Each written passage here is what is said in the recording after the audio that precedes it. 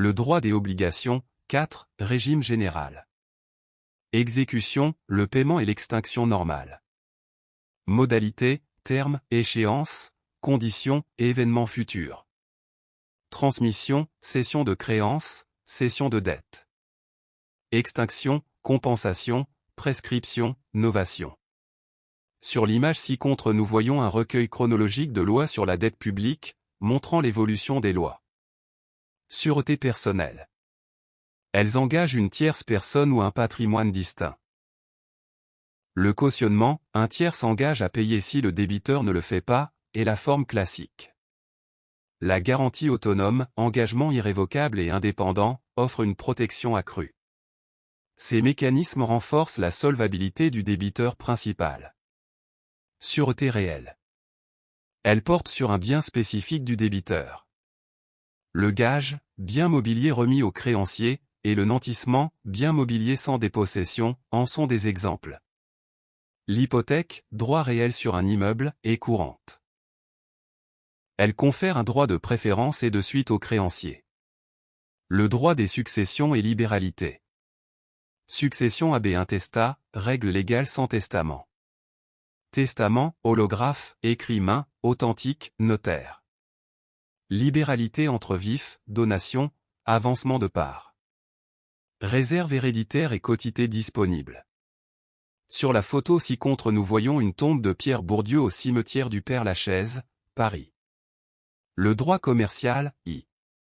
Acte de commerce.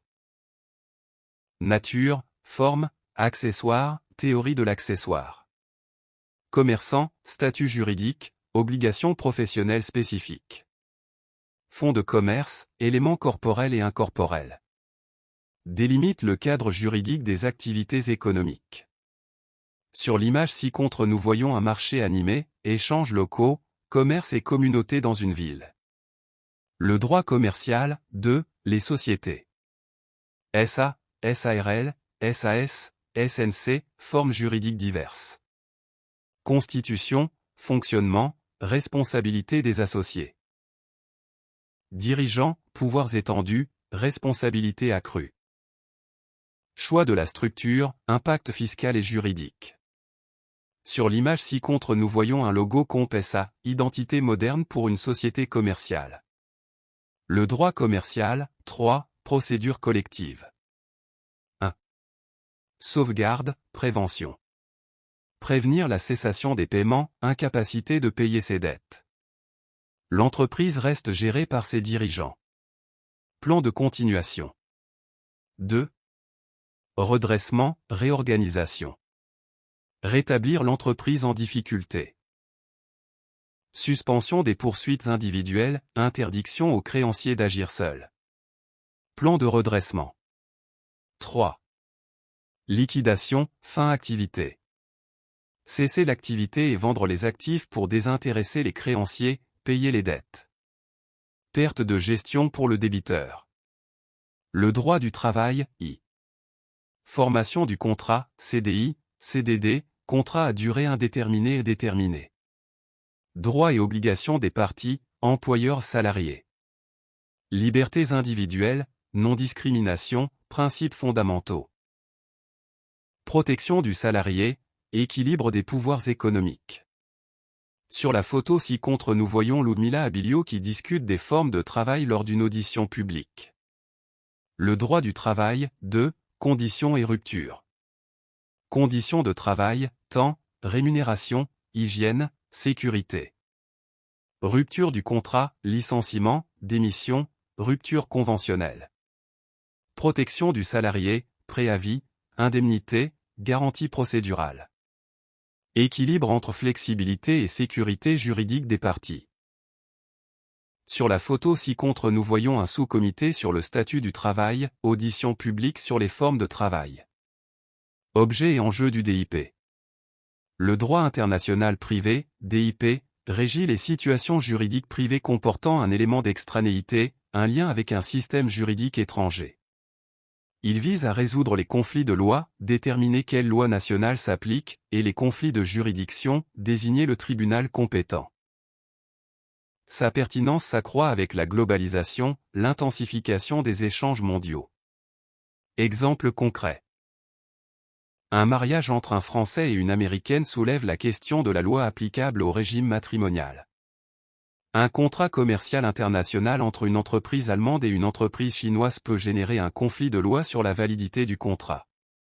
Le DIP offre un cadre pour résoudre ces dilemmes juridiques transfrontaliers. Le droit international privé, 2, application. Le rattachement, lien avec un ordre juridique. L'exception d'ordre public international, limite. La fraude à la loi, contournement délibéré. Complexité de la résolution des litiges transnationaux. Sur l'image ci-contre nous voyons le sceau de la Cour internationale de justice symbolise la justice mondiale. Les voies d'exécution forcée. Les voies d'exécution forcée permettent la concrétisation des droits reconnus par une décision de justice. Elles incluent la saisie-attribution, blocage de sommes d'argent chez un tiers. Et la saisie-vente, saisie de biens meubles ou immeubles pour leur vente. Ces mécanismes garantissent l'effectivité des créances. Principe de la procédure civile. La procédure civile encadre le déroulement des litiges devant les juridictions. Elle définit le rôle du juge, garant de l'impartialité, les parties, demandeurs et défendeurs, les preuves, éléments factuels, et les délais, périodes imparties pour agir.